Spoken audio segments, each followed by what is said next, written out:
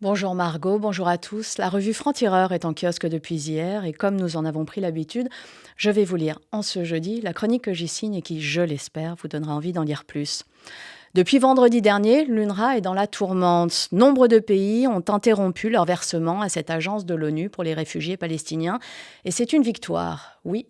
Une victoire. Il faut pourtant vouloir aider les Palestiniens plongés dans l'enfer de la guerre. Il en va de notre humanité.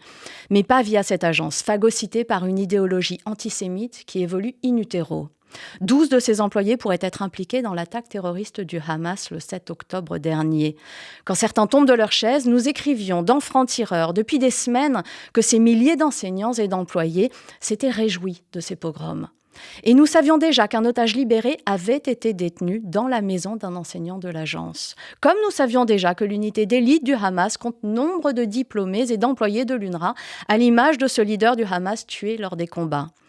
L'agence de l'ONU, qui milite pour la paix côté pile, alimente le terrorisme côté face. Avec notre argent, celui de la communauté internationale.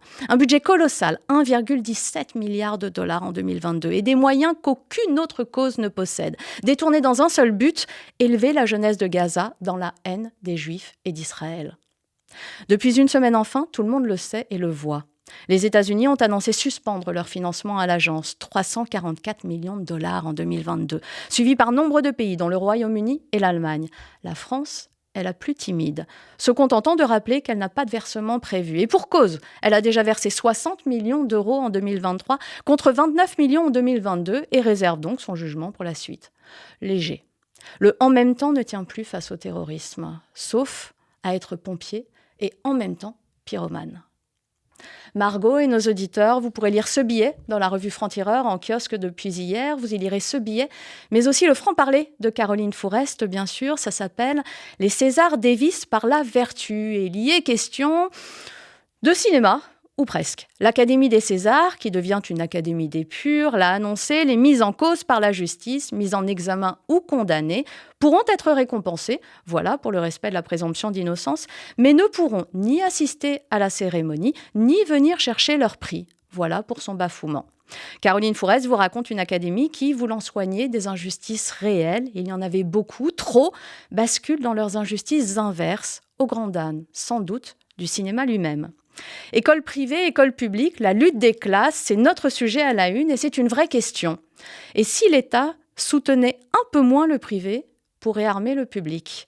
Chaque année, ce sont 12 milliards d'euros d'argent public qui vont dans le privé sous contrat, faisant ainsi baisser les frais de scolarité de ces établissements, principalement catholiques et un peu musulmans, qui deviennent des concurrents déloyaux, parfois sectaires et même intégristes, de l'école publique laïque. C'est un dossier grave, important et préoccupant même, puisqu'il concerne la répartition des moyens alloués à l'éducation des enfants de notre pays.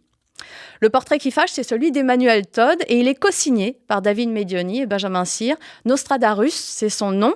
Satisfacteur de Ben Laden hier et de Poutine aujourd'hui, l'anthropologue n'a de cesse de prédire l'effondrement de l'Amérique et la fin de l'Occident, qu'il justifie en lisant ce qui l'arrange dans les cartes démographiques, lesquelles cachent mal son anti-américanisme primaire. Le complot de la semaine est signé Rudi Reichstadt et il vous parle du retour inquiétant de la rougeole et du vaccinoscepticisme qui doit beaucoup au biais du survivant qui recèle en son sein une fake news. Tout est dans le titre, mais c'est à lire pour rire et pleurer à la fois. Les médias du groupe Bolloré qui s'affichent à l'envers, preuve que l'opinion a pris le pas sur le journalisme. Le RN, talonné par les LR pour refuser la constitutionnalisation de l'IVG, sans pour autant toujours l'assumer. François Ruffin et Raphaël Glucksmann et leurs échanges d'amabilité, pas toujours aimables par lettres interposées. Plein de choses encore dans ce numéro 116 de Franc-Tireur et comme chaque semaine, l'éditorial de Raphaël Enthoven, Infimes infâmes, où l'on parle de l'antisémitisme par omission, par illusion ou par antonomase, mais aussi d'Antonio Guterres, d'Ercilia Soudet, du rappeur Booba ou de Daniel Schneiderman. Tout ça dans un éditorial, c'est brillant, atroce, fin et révoltant surtout. Et c'est signé Raphaël Enthoven, bien sûr. Voilà pour cette semaine. La raison est un combat. C'est le nôtre, à Franc-Tireur, combattre toutes les formes d'extrémisme aussi. Lisez-nous, rejoignez ce combat et la lutte pour que la nuance survive dans un monde qui n'a de cesse de se radicaliser. Bonne journée à tous.